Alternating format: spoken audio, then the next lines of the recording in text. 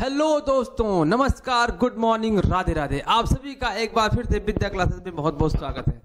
आज हम एक और नए टॉपिक के साथ आपके साथ जुड़ रहे हैं, जिसमें हम लोग कुछ इंपॉर्टेंट टॉपिक को देखने वाले हैं। Important topic in the sense मेरे भाई, ये टॉपिक जो होता है बड़ा ही हाईलाइटेड टॉपिक होता है आपके पर्सनल लाइफ में भी और एग्जाम वाले लाइफ में भी। क्यों ऐसा क्यों सर कह रहे हैं? क्योंकि आज हम पढ़ने वाले हैं स्टॉक एक्सचेंजेस।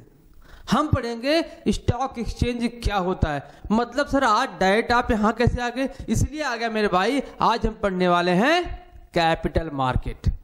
फाइनेंशियल मार्केट का सेकंड पार्ट क्या है? Capital market. कैपिटल मार्केट आपका एक ऐसा मार्केट है जहां पर कंपनियां अपने लॉन्ग टर्म की आवश्यकताओं को पूरा करने के लिए इस मार्केट का यूज करती हैं।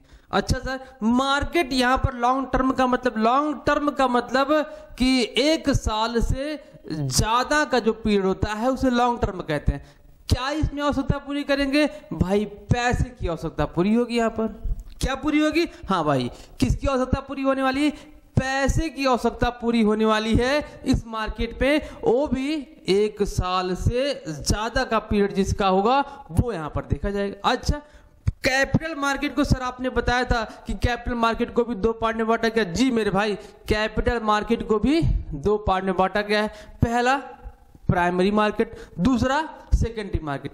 प्राइमरी मार्केट में क्या होता है भाई? प्राइमरी मार्केट ऐसा मार्केट होता है जहां पर क्या होता है, जहां पर किसी भी कंपनी के नए नए आईपीओ को लॉन्च किया जाता है। मतलब कि पहली बार जब कंपनी अपने शेयर को आईपीओ के थ्रू जनता में निर्गमित करना चाहती है तो वो किस मार्केट का यूज करती है? प्राइमरी मार्केट का यूज करती है।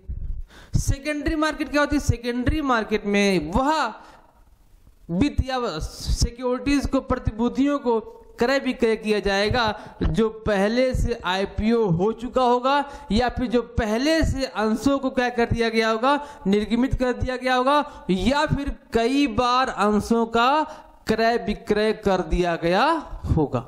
ये तो मेरे भाई शॉर्ट में था क्या, कैपिटल मार्केट और कैपिटल मार्केट के दोनों पार्ट। अब कैपिटल मार्केट का पहला पार्ट हमने देखा क्या? Primary market. प्राइमरी मार्केट मैंने आपको बताया कि इस मार्केट में केवल और केवल आईपीओ ही जारी किया जाता है, ना कि और क्रय विक्रय होता है। सर अब बार बार आईपीओ शब्द आ रहा है। इनिशियल पब्लिक ऑफर, प्रारंभिक प्रस्ताव जो होता है कंपनी का जनता के लिए, वो आईपीओ कहलाता है। आईपीओ का मतलब सर क्या होता है? आईपीओ का फुल फॉर्म क्या होता है? Initial public offer.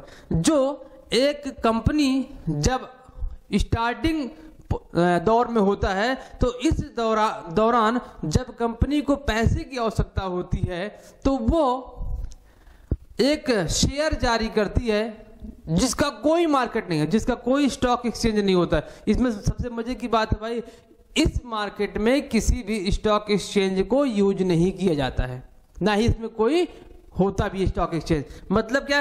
ये क्या होता है? ऑनलाइन होता है, जो आपको ऐसे करना होता है। ऑनलाइन करो, कंपनी ऑनलाइन ही उस आईपीओ को खरीदेगी। इसके बाद जब आईपीओ जारी हो जाएगा, अलॉटमेंट हो जाएगा, सेकेंड टाइम में जब ये क्रय विक्रय होगा तो वो सेकेंडरी मार्केट में जाएगा। बात समझ में आई? जी सर।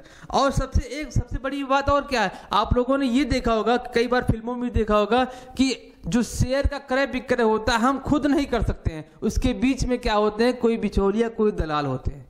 लेकिन ये दलाल का काम आपके प्राइमरी मार्केट में नहीं होता। तब कहाँ होता है सर? दलाल का काम होता है सेकेंडरी मार्केट में।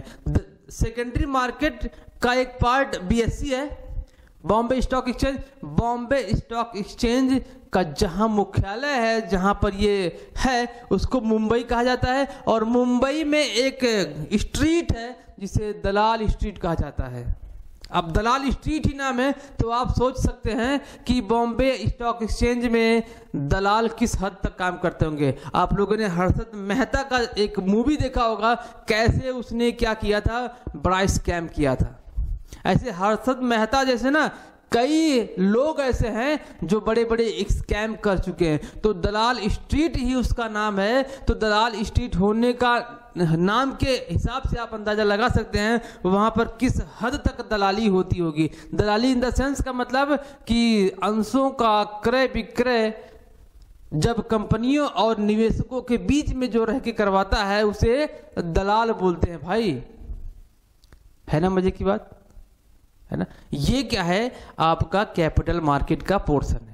तो आइए एक एक पॉइंट हम लिखते हुए, एक एक पॉइंट समझते हुए, कैपिटल मार्केट क्या होता है, कैपिटल मार्केट को कितने भागों में बांटा गया है, कैपिटल मार्केट के अंतर्गत आईपीओ आता है तो आईपीओ क्या होता है, आईपीओ सेकेंडरी मार्केट के अंतर्गत कुछ उसके पार्ट्स आते हैं, स्टॉक एक्सचेंज आते हैं तो स्टॉक एक्सचेंज क्या होते हैं, बीएससी क्या होता है और एनएससी क्या होता है। आइए एक एक पॉइंट देखते हैं। चलिए आ जाओ भाई, हम टॉपिक डालते हैं। क्या टॉपिक है भाई, हम पढ़ने वाले हैं क्या। सबसे पहली बात तो हम ये देख लें, आरपीएससी का हम लोगों ने बैच शुरू किया है, वो भी कौन सा, फर्स्ट ग्रेड का, है ना भाई।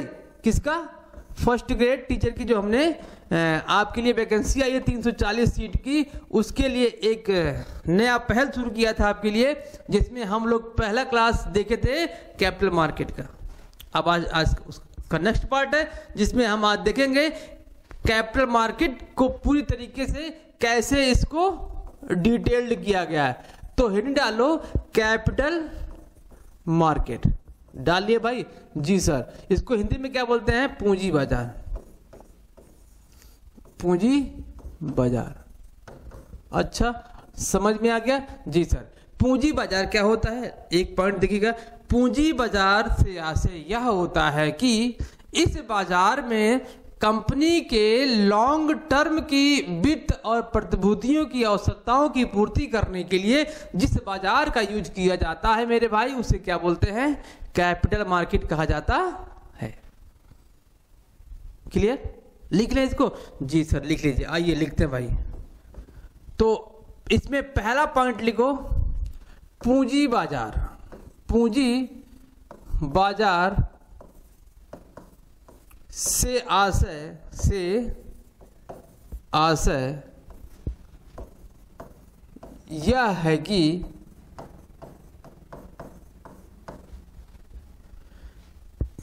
व्यवसाय की या व्यापार की दीर्घकालीन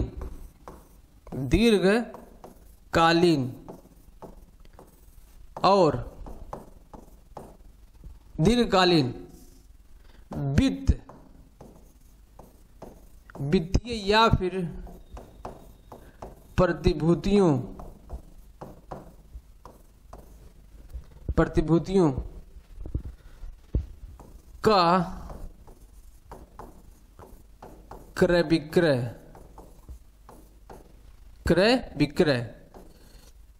जिस बाजार में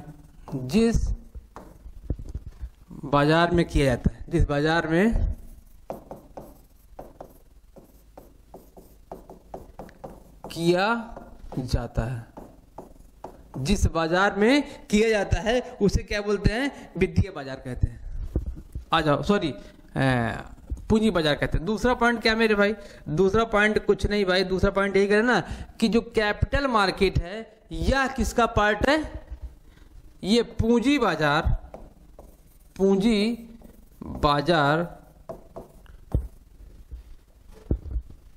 वित्तीय बाजार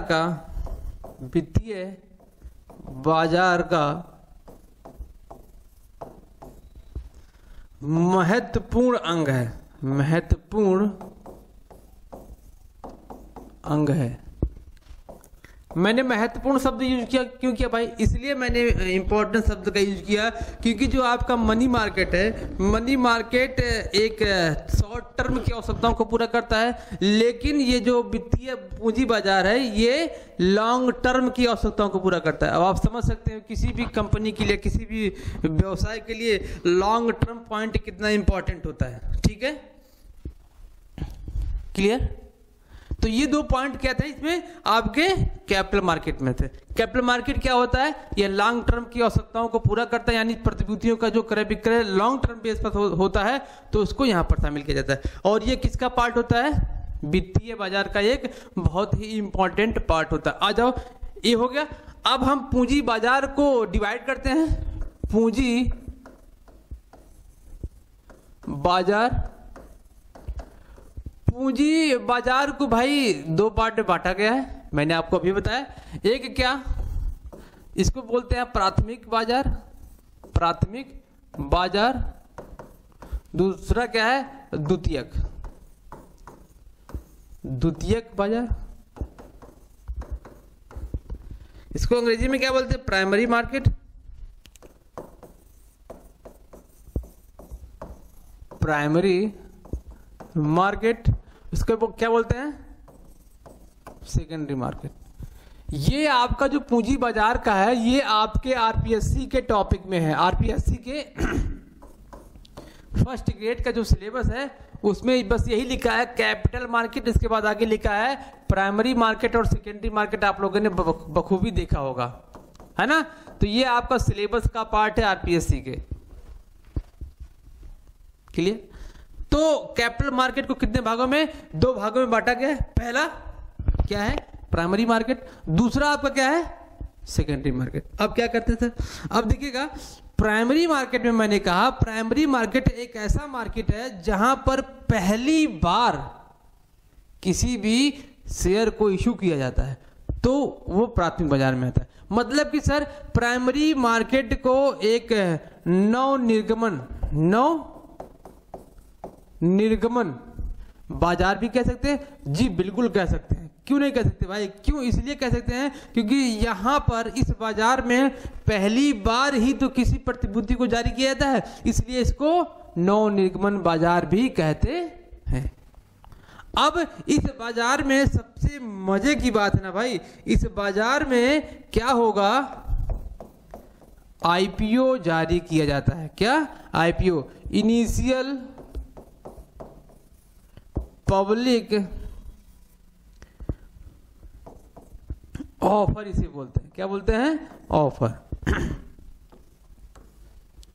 इनिशियल पब्लिक ऑफर इसे बोला जाता है मेरे भाई। और इस इनिशियल पब्लिक ऑफर को कहां जारी किया जाता है, प्राथमिक। अब ये होता क्या है, इनिशियल पब्लिक ऑफर होता क्या, इनिशियल पब्लिक ऑफर का मतलब ऐसा ऑफर होता है जब किसी कंपनी के द्वारा अपने शेयर को पहली बार मार्केट में लॉन्च किया जाता है, तो उस प्रक्रिया का नाम क्या होता है, आईपीओ होता है। इस आईपीओ के जारी करने से पहले प्रोस्पेक्टस जारी किया जाता है, और किसके द्वारा, किसके द्वारा भाई, सार्वजनिक कंपनी के द्वारा। तो सार्वजनिक कंपनी के द्वारा जब प्रोस्पेक्टस जारी किया जाता है तो आईपीओ भी उसी के द्वारा जारी किया जाएगा। जी क्यों ऐसा होता है, क्योंकि प्राइवेट कंपनियों में इसके लिए उसको लाइबल नहीं किया गया है। तो कहने का इन द सेंस है कि आईपीओ और प्रोस्पेक्टस एक क्वेश्चन बन सकता नहीं, बना हुआ है भाई, कि सार्वजनिक या सॉरी प्राविवरण किस कंपनी के द्वारा जारी किया जाता है। तो आंसर क्या है, सार्वजनिक कंपनी। तो आईपीओ भी किसके द्वारा जारी किया जाएगा, सार्वजनिक कंपनी के द्वारा जारी किया जाएगा, है ना मजे की बात। और देखिएगा एक पॉइंट और देखिएगा, तो ये आईपीओ जारी करता है। आईपीओ मैंने बताया क्या होता है, दूसरा देखिए क्या होता है। इसका दूसरा पॉइंट देखिएगा कि प्राथमिक बाजार जो होते हैं, क्या होते हैं भाई, प्राथमिक बाजार जो होते हैं, मैंने एक शब्द अभी यूज किया था कि प्राथमिक बाजार में किसी भी दलाल की आवश्यकता नहीं होती है। क्यों, इसलिए नहीं होता है क्योंकि यह किसी मार्केट में इसकी डीलिंग होती ही नहीं है। तो किसी दलाल की आवश्यकता क्या होगी, दलाल की आवश्यकता किसके लिए होती है, जब एक कंपनी और एक निवेशक मतलब शेयर होल्डर दोनों के बीच में जब शेयर का क्रय विक्रय, सिक्योरिटी का क्रय विक्रय होता है, तो उसके लिए बीच में दोनों को मिलाने वाला एक व्यक्ति होता है, उसे दलाल बोलते हैं। लेकिन इस कंडीशन में, इस बाजार में उस दलाल की आवश्यकता बिल्कुल भी नहीं। तो एक पॉइंट यहां से बनेगा कि व्यापार और निवेशक के बीच में इसमें किसी तीसरे पक्ष की आवश्यकता नहीं होती, मतलब दलाल की आवश्यकता नहीं होती है। क्लियर, तो इसको भी लिख लिया जाए। आ जाओ देखते हैं। इस बाजार में, इस बाजार में व्यापारी, ऐसे लिख लो, व्यापार या व्यापारी लिख लो, व्यापारी और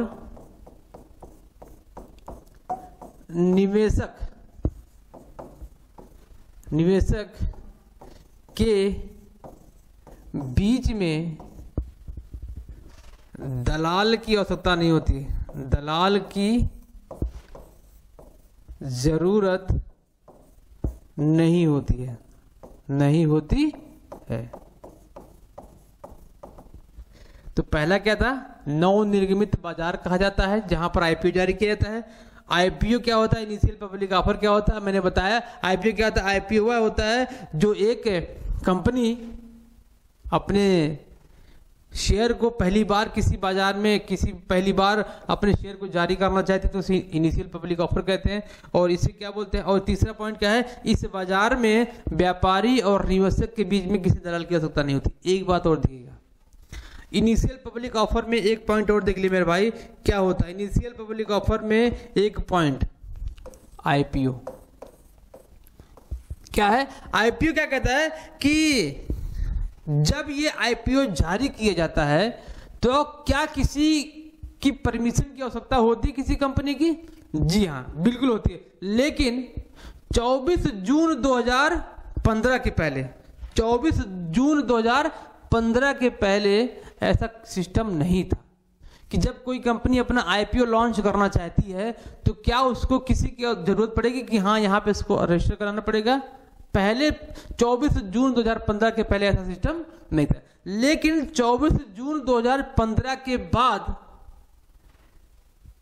अगर किसी कंपनी को आईपीओ लाना है तो उसको क्या करना पड़ेगा, आईपीओ लाने से पहले किसी भी स्टॉक एक्सचेंज में, जी किसी भी क्या करना पड़ेगा, स्टॉक एक्सचेंज में उसको अपने शेयर को रजिस्टर्ड कराना पड़ेगा 6 दिनों के अंदर। डेट कितना है, 6 दिनों के अंदर उसको क्या करना पड़ेगा, किसी भी स्टॉक एक्सचेंज में उसको रजिस्टर्ड करवाना पड़ेगा। लेकिन पहले ऐसा नहीं था। कब से नहीं था? 24 जून 2015 के पहले। मतलब अगर आपसे पूछ ले कि आईपीओ जारी करने से पहले सेबी ने कहा है कि किसी भी स्टॉक एक्सचेंज में क्या करना पड़ेगा, उसको रजिस्टर करवाना पड़ेगा, तो वो कब से स्टार्ट हुआ? तो 24 जून से स्टार्ट हुआ, 2015 से। बात समझ? तो मैं यहां लिख देता हूं 24 जून 2015।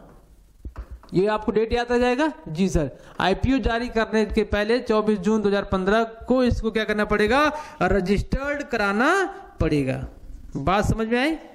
जी सर, समझ में आ गया। आ जाओ, प्राथमिक बाजार समझ में आ गया। प्राथमिक बाजार में आपको यहां से और कुछ भी नहीं मिलने वाला है।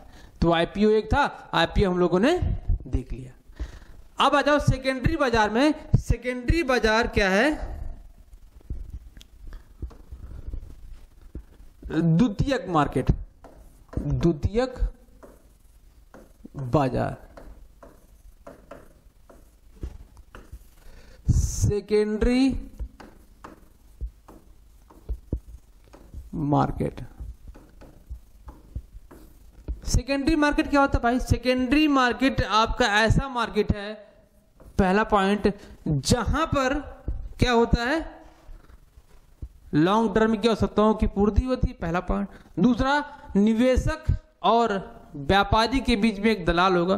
तीसरा पॉइंट, यहां पर क्रय विक्रय उस शेयर का किया जाता है जो पहले से आईपीओ हो चुका हो या फिर जारी कर चुका गया हो या फिर कई बार क्रय विक्रय हो चुका हो। मतलब कि यहां पर पुराने अंशों को क्रय विक्रय या खरीदा और बेचा जाता। अंश नहीं, यहां पर ऋण पत्र की बात की जाए। कई प्रकार के सिक्योरिटी तो जरूरी थोड़ी ना कि शेयर ही हो, नहीं, प्रतिभूतियों की बात करता है, जहां पर ऐसी प्रतिभूतियों का क्रय विक्रय होता है जो पहले से जारी किया जा चुका हो। अच्छा। दूसरा, जो पहले से निर्गमित किया जा चुका हो। अच्छा। तीसरा, जो पहले से बेचा जा चुका हो। अच्छा। चौथा क्या है? जो पहले से आईपीओ में हो। तो ये द्वितीयक मार्केट वह मार्केट होता है।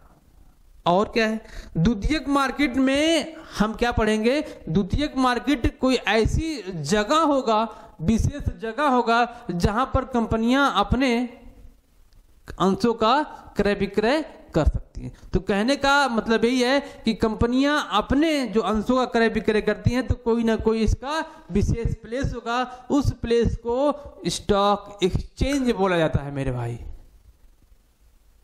प्राइमरी सेक्टर में ऐसा नहीं था, लेकिन सेकेंडरी सेक्टर में क्या है, कंपनियों के द्वारा अपने अंशों को जिस प्लेस पर क्रय विक्रय किया जाता है उसे क्या बोलते हैं, उसे स्टॉक एक्सचेंज बोलते हैं, है ना।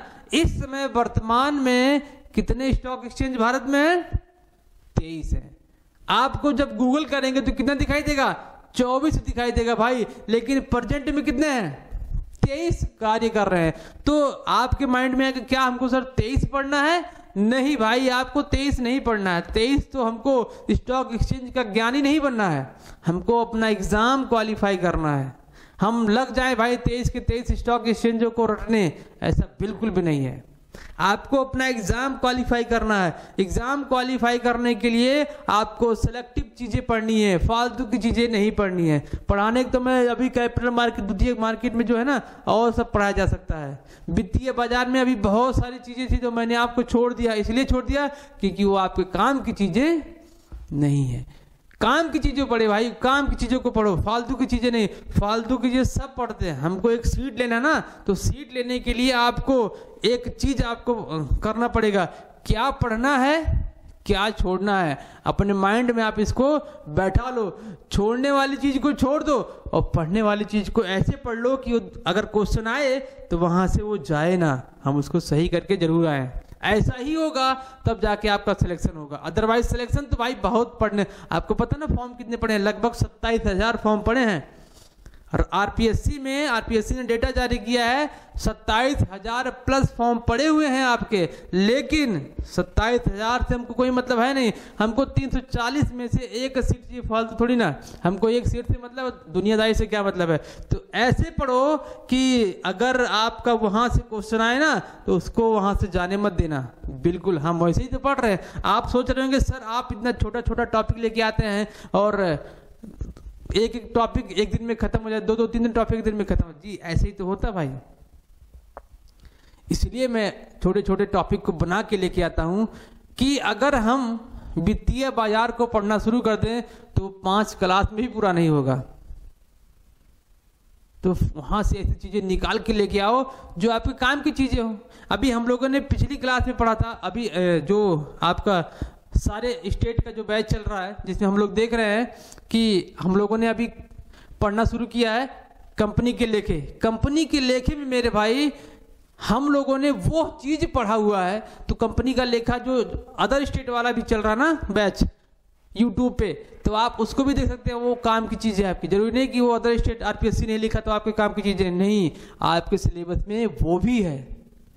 बस स्पेशल कर दिया गया कि भाई ये बैच केवल आरपीएससी के लिए होगा, ऐसा बिल्कुल भी नहीं है। सारे बैच हर स्टेट के कॉमर्स टीचर में पीजीटी में काम आने वाले हैं, क्योंकि सिलेबस तो सेम है ना भाई, सिलेबस बिल्कुल सब सेम है और कुछ भी अलग नहीं है। तो इसलिए मैं बोल रहा हूं ना कि उस बैच को भी आप आराम से पढ़ सकते हो। मैंने वहां पर शेयर शुरू किया हुआ, बड़ा ही जबरदस्त, बड़ा ही प्यारा टॉपिक है शेयर। क्यों टॉपिक प्यारा है ना, क्योंकि शेयर से जो क्वेश्चन आते हैं ना वो थोड़े से टेढ़े आते हैं। फॉर फ्यूचर का क्वेश्चन देगा और फॉर फ्यूचर के क्वेश्चन से रीइशू करवाएगा और रीइशू से कैपिटल में ट्रांसफर करवाएगा। ये एक क्वेश्चन ट्रेडमार्क है इसका, इस चैप्टर का, जो आपके एग्जाम में आता ही आता है। उसको हम वहां पर अच्छी तरीके से चर्चा कर रहे हैं, अच्छी तरीके से सॉल्व कर रहे हैं एक एक पॉइंट को। शेयर जानते हैं आप लोगों ने पढ़ा तो होगा शेयर 11th तो फिर एमकॉम में फिर बीकॉम में। जो शेयर का टॉपिक है ना बहुत ही बड़ा है। हमको उस बड़े से कम 2, 3, 4 पेज में ऐसी चीज निकाल लेना है जो आपके काम की चीजें हैं। बड़े से क्या मतलब है, बड़ा नहीं चाहिए हमको, वहां से क्या हमारे काम की चीज वो निकाला। सेम चीज यहाँ पर क्या कर रहे हैं हम भी। आरपीएससी का जो बैच चल रहा है, इस बैच में जो टॉपिक है उस टॉपिक में से कहां से क्वेश्चन बनेगा हम वही सीखेंगे, फालतू की चीजें नहीं सीखेंगे। क्लियर? आ जाओ। तो आप लोगों ने देखा ना, प्राइमरी बाजार देख लिया, प्राइमरी सेक्टर। सेकेंडरी बाजार में हम लोगों ने देखा यह वित्तीय बाजार का महत्वपूर्ण पार्ट है। अच्छा जी जी। और इसमें निवेशक और व्यापारी के बीच में किसी दलाल का काम आता है जी। और इसमें हम सबसे बड़ी बात क्या पढ़ने वाले हैं ना, इसमें हम पढ़ने वाले हैं बॉम्बे स्टॉक एक्सचेंज और NSE, 2 टॉपिक हम इसमें पढ़ेंगे। और टाइम बचा तो हम OTC EI पढ़ भी लेंगे, लेकिन अगर नहीं बचा तो उसको हम नेक्स्ट क्लास में पढ़ेंगे। लेकिन आज की क्लास में हम बॉम्बे स्टॉक एक्सचेंज और NSE जरूर पढ़ेंगे। तो द्वितीयक बाजार लिख ले कि लिख लिए होंगे, चलो लिख लेते थोड़ा सा। यह वित्तीय बाजार का महत्वपूर्ण भाग है। अच्छा, पहला पॉइंट। दूसरा, यह मतलब द्वितीय बाजार, यह निवेशक, व्यापारी और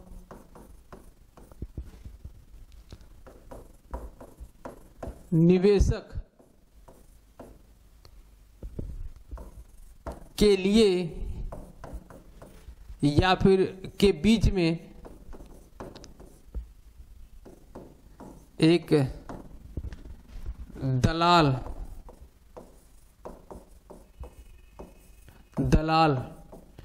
के साथ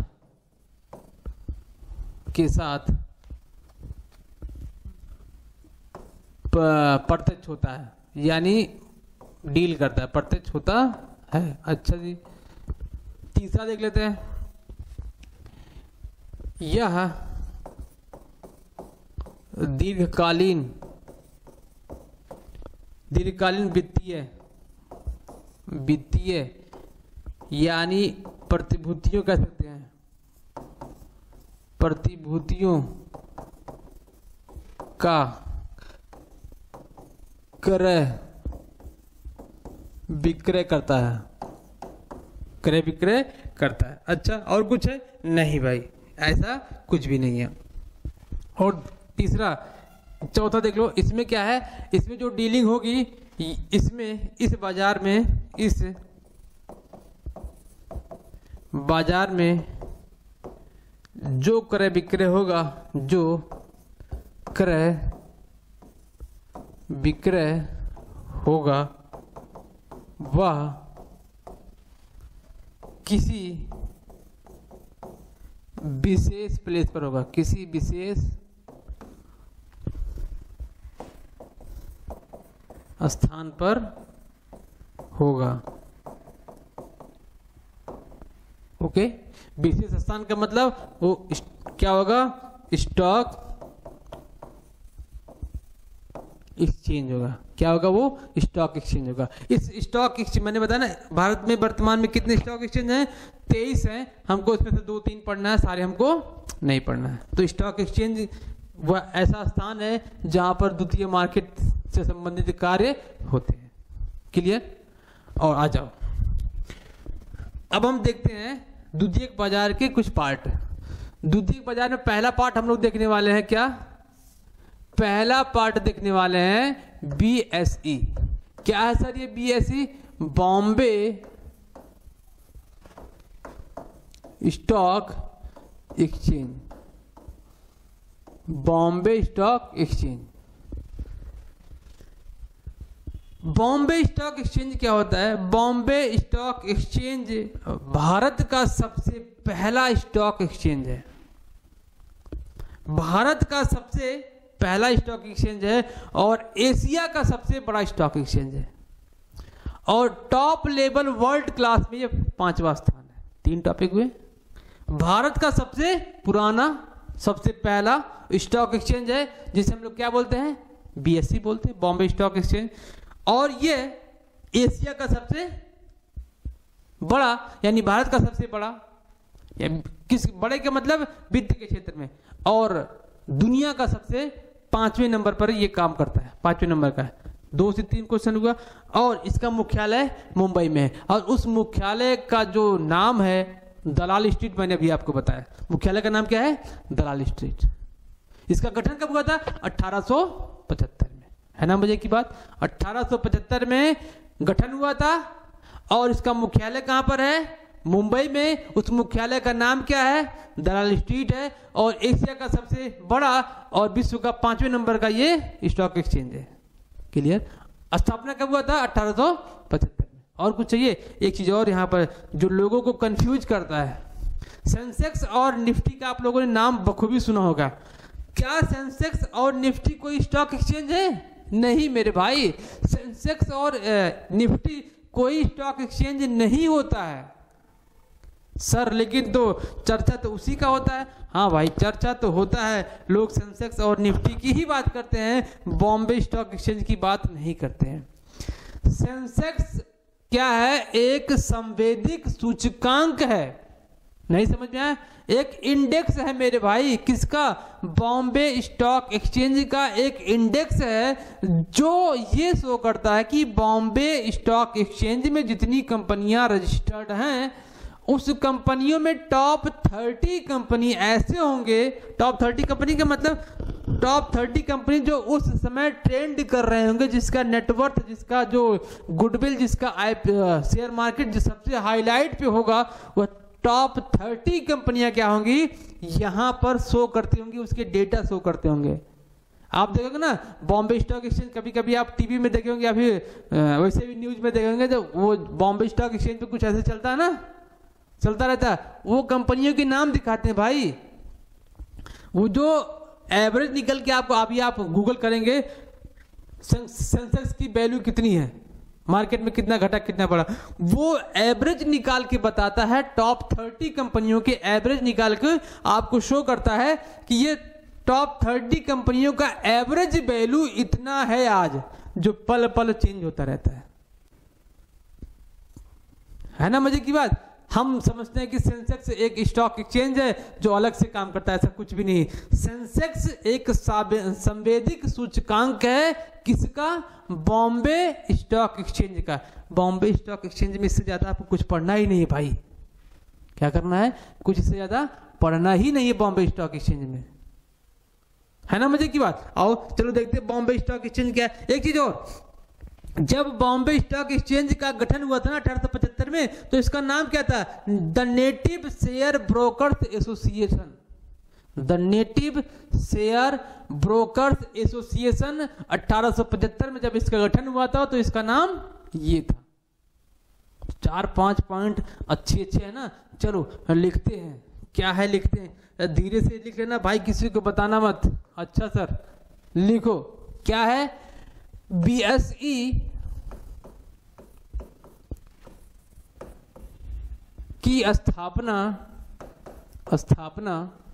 1875 में किया गया। 1800, ये देख लो एक कैसे बन गया भाई, 1875 में किया गया। पहला पॉइंट। अच्छा जी, दूसरा पॉइंट लिख लो। इसका जो मुख्यालय है, मुख्यालय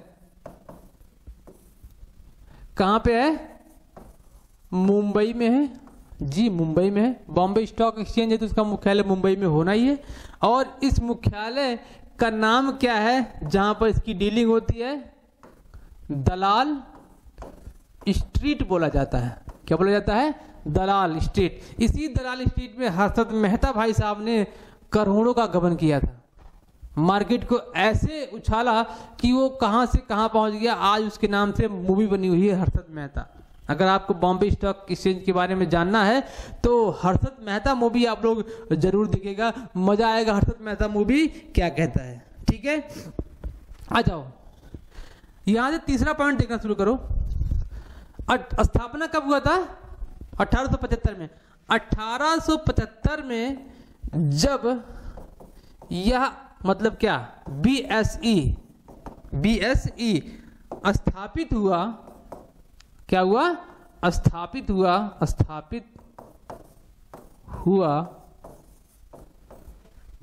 तो इसका नाम क्या था? The native. आ जाओ भाई, क्या नाम था भाई? The native brokers association. इसको याद कर लेना भाई। 1875 में जब बॉम्बे ऑफ स्टॉक एक्सचेंज का गठन किया गया ना भाई, तो इसका नाम क्या था? The native brokers association. अच्छा सर जी। अब प्रेजेंट में इसका नाम बीएससी कैसे हुआ? आओ देखते ना। 2002 में, कब?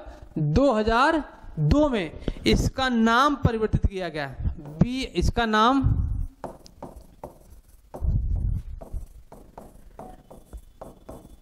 परिवर्तित किया गया और बॉम्बे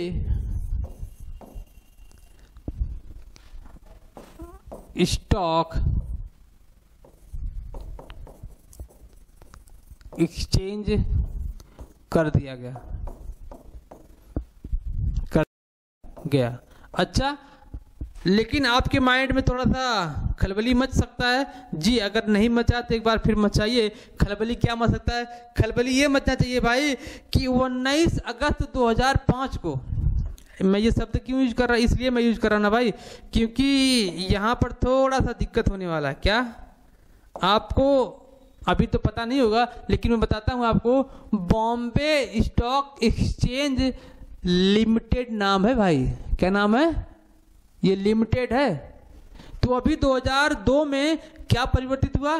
बीएससी हुआ, बॉम्बे स्टॉक एक्सचेंज। लेकिन इसका नाम बीएससी थोड़ी ना है, बॉम्बे स्टॉक एक्सचेंज लिमिटेड नाम है भाई। 19 अगस्त 2005 को क्या किया गया? इसका एक बार और नाम परिवर्तित किया गया और क्या कर दिया गया? 19 अगस्त 2005 को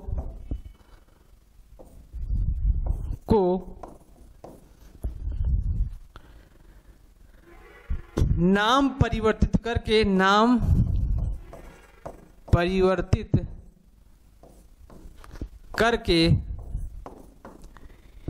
बीएसई लिमिटेड कर दिया गया। और कुछ ये क्या भाई इसमें? इससे ज़्यादा और क्या? जो फैक्ट डेटा है वो आपको मिल गया। अब आपसे मैं ये मैं बोलता हूँ कि आप लोग लिखते रहो कि इस कंपनी में, सॉरी, बॉम्बे स्टॉक एक्सचेंज में उसका एक सांवेदिक सूचकांक कार्य करता है जिसका नाम सेंसेक्स है। सेंसेक्स में टॉप की 30 कंपनियां जो उनके एवरेज को निकाल कर सेंसेक्स के जरिए बॉम्बे स्टॉक एक्सचेंज के डेटा को शो किया जाता है। कितनी कंपनियों का? 30 कंपनियों के डेटा को क्या किया जाता है? यहां पर शो किया जाता है। लिख लें? आओ सर, नहीं तो आप कहोगे सर इसको भी लिख लेना चाहिए था, 2 मिनट लगता। जी भाई बिल्कुल 2 मिनट लगता है, लिख लेता हूं मैं। लिख लेते हैं हम कि अगला पॉइंट देखते हैं। बीएससी के संवेदिक, शब्द समझ लेना, संवेदिक सूचकांक का नाम सेंसेक्स है भाई। क्या है? सेंसेक्स होता है, सेंसेक्स है, जिसमें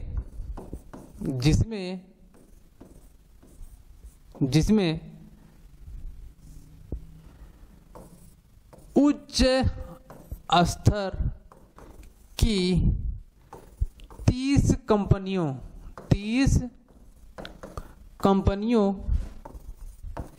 के डेटा को दिखाया जाता है।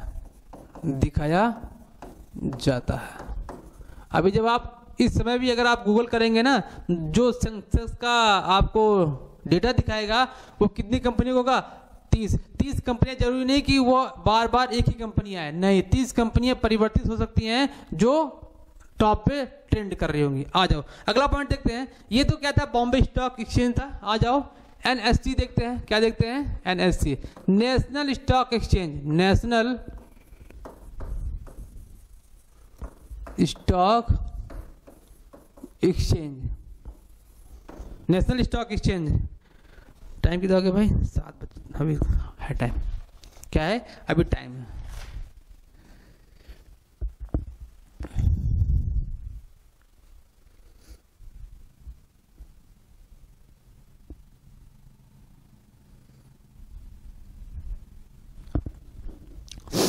देखिए भाई, राष्ट्रीय स्टॉक एक्सचेंज क्या होता है, यह भी आपके सेकेंडरी मार्केट का एक पार्ट है। तो इसको पॉइंट में लिख लेते हैं, एक एक पॉइंट लिखते हैं जो एकदम फैक्ट चीजें, तो बदलने वाली चीजें नहीं है। एनएससी के गठन के लिए, किसके लिए, गठन के लिए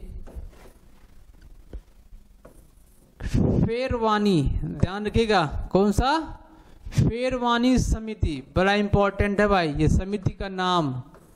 फेरवानी समिति ने 1991 में, कब, 1991 में सिफारिश की थी। क्या की थी, सिफारिश किया था। मतलब कि नेशनल स्टॉक एक्सचेंज के गठन के लिए 1991 में किसने, फेरवानी समिति ने एक सिफारिश भेजी थी कि भैया एक नेशनल स्टॉक एक्सचेंज भी बनाया जाए। इस सिफारिश के फेरवानी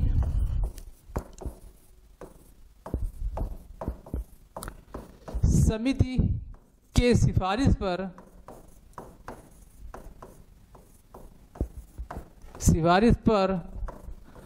1 नवंबर लिखा था मैंने, 1 लिख दिया, 1 नवंबर 1992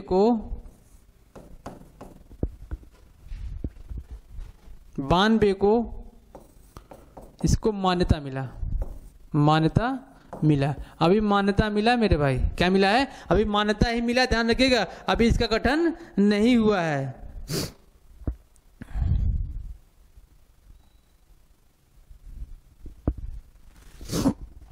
क्या हुआ, फेरवानी समिति को 1 नवंबर 1992 को मान्यता नहीं है भाई, 1992 को स्थापना किया गया। क्या किया गया, स्थापना किया गया। अच्छा से, अब तीसरा पॉइंट लिख लो। अब मैं इसका तीसरा, स्थापना तो 1992 किया गया। आज के समय में अभी ईएमआरएस का जो एग्जाम हुआ था, वहां पर वर्ल्ड बैंक की स्थापना तो सबको पता है कि 1945 में हुआ था, लेकिन वहां पर वो स्थापना ना पूछ के पूछा था कि उसने अपना कार्य कब शुरू किया था। तो उसने अपना कार्य भाई 26 अप्रैल 1993 को उसको फिर से एक मान्यता मिला। इसके बाद कार्य कब शुरू किया, 1994 को। तो एक एक डेटा को हम लिखेंगे, 26 अप्रैल 1993 को मान्यता मिला।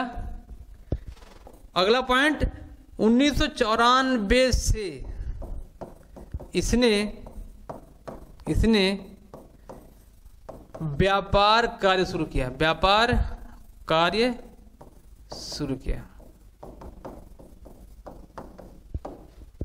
है ना पॉइंट की बात। 1991 में फेरवानी समिति ने सिफारिश किया, 1 नवंबर 1992 को इसकी स्थापना की गई। मान्यता कब मिला, 26 अप्रैल 1993 को, और अपना काम कब शुरू किया, 1994 को। 4 पॉइंट है ना। तो इसलिए मैंने इसको बताया क्योंकि आज का समय जो हो गया क्वेश्चन पूछने का, वो चेंज हो गया है। स्थापना के स्थान पर उसको मान्यता कब मिला, उसने अपना काम कब शुरू किया, ये क्वेश्चन आज के समय में पूछ रहा है। तो नेशनल स्टॉक एक्सचेंज में ये फैक्ट चीजें, इसका भी मुख्यालय कहां पर है, इसका मुख्यालय कहां है, मुंबई में। लिख लो ना, नहीं तो कहोगे सर आपने मुख्यालय नहीं लिखा है। मुख्यालय भी लिखा देते हैं भाई।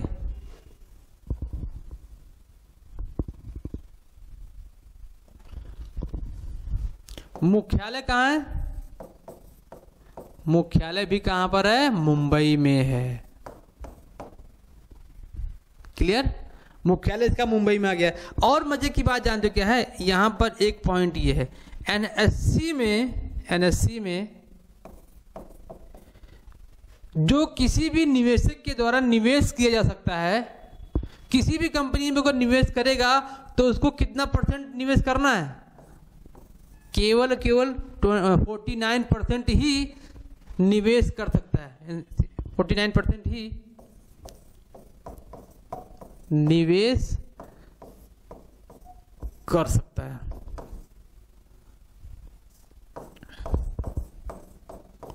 ऐसा क्यों सर? इसलिए ऐसा हो रहा ना भाई, क्योंकि जो अगर से वो 50% से एक्स्ट्रा हुआ, 51% हुआ, तो वो बोर्ड ऑफ मीटिंग में बैठना शुरू कर देगा, तो एक इम्पैक्ट डालेगा उस कंपनी पर, अपना इम्पैक्ट डालना शुरू कर देगा। इसीलिए भारत सरकार ने या फिर सेबी ने या फिर जो स्टॉक एक्सचेंजेस के रूल बने हुए हैं उसमें कहा गया कि भाई अगर कोई भी कंपनी कोई भी निवेशक किसी कंपनी में इन्वेस्ट करना चाहता है तो 49% से ज़्यादा नहीं कर सकता। क्यों? इसलिए कि जब उस कंपनी का बोर्ड ऑफ मीटिंग होगा तो उस निवेशक को भी उस बोर्ड ऑफ मीटिंग में बैठना पड़ेगा, और कंपनी अगर कोई डिसीजन लेना चाहती है तो कंपनी स्वेच्छा से उस डिसीजन को नहीं ले पाएगी जब तक उस निवेशक की अनुमति, वहां पर सहमति प्राप्त नहीं होगी। इसलिए यहां पर मना किया गया कि उस निवेशक को वहां तक लेके ही मत जाओ,